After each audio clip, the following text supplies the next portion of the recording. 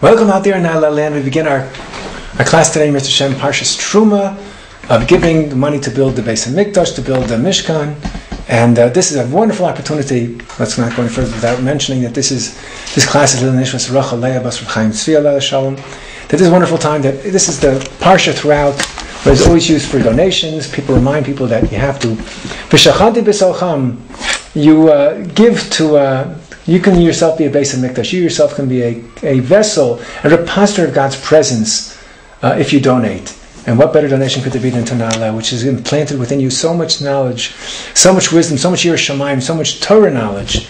So here's a proper time to remind yourselves to make a very kind donation to Na'aleh. Let's summarize the Parsha. Parshat Teruma. God commanded Moshe to build a Mishkan, which is a sanctuary, symbolizing his presence among the people. And it has to be constructed not according to your own ideas, you get an architect, no, but according to a divine pattern. For its erection, Bnei Yisrael were asked to voluntarily supply offerings of precious metals, fabrics, skins, wool, oil, spices, incense, and precious stones.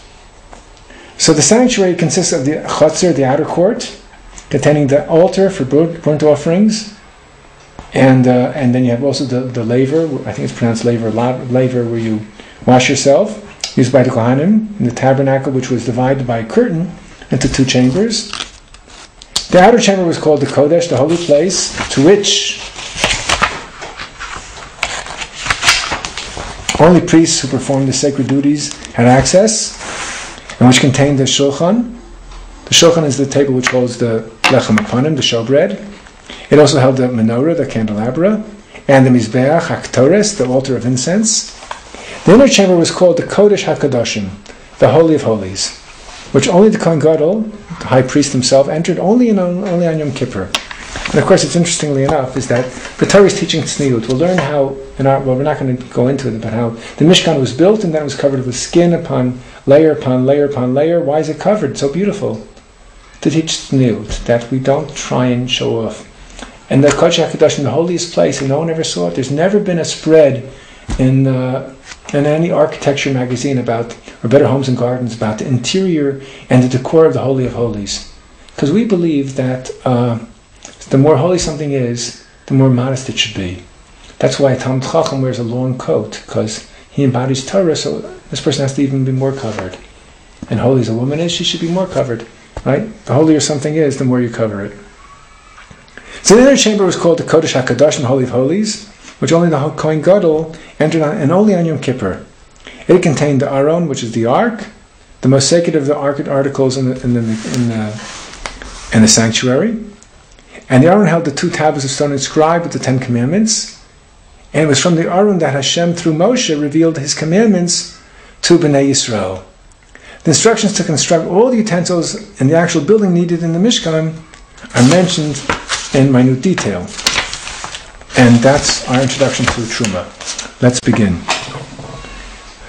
Okay, so the beginning is, we all know this pasuk, God spoke to Moshe saying, speak to the children of Israel and let them take for me, you're supposed to give, no, but really when you give to God, when you give for mitzvah, you're really taking, you're the one who's the great beneficiary. Let them take from me a portion from every man whose heart motivates him. You shall take my portion. It's all voluntary. Everything is given which is voluntary. This is the portion that you shall take from them: gold, silver, and copper, and turquoise, purple, and scarlet wool, linen, and goat hair, red dyes, ram skins, tachash skins, acacia wood, oil for illumination, spices for the anointment, oil and aromatic incense, shoham stones and stones for the setting, and the ephod and breastplate. At no other point will I'm going to translate these stones because there's no way of knowing what they are exactly. I mean, there are translations, but there's so many different translations. The best thing is to call them by the biblical names. We're not precisely sure what they are. Okay, so here we have a tabernacle, which is a resting place for God's presence. Now, we have, much later on in Chumash Shmos, we're only up to the 25th chapter. This is going to be in the 32nd, 33rd chapter, describing the sin of the golden calf. And so Rashi explains over there that the instructions regarding building the tabernacle were transmitted only after the incident of the golden calf. We're learning about the Teruma much earlier. If the tabernacle is response to the sin of the golden calf, why do we learn about it here? As we said last week, Rashi quotes the principle that not always of what the Torah says is written in chronological order. So the tabernacle was intended to be the central rallying point of the nation. It's written by tribes, and there's on top of it is God's divine presence, and every Jew would go there to offer his offerings to elevate himself spiritually. Now the function of the tabernacle in the wilderness was going to be carried forward by the temple in Jerusalem. First we have the tabernacle in the wilderness, then we'll go to Yerushalayim, we'll build the Beis HaMikdash, and what remains of the tabernacle is going to be buried underneath the Beis HaMikdash itself.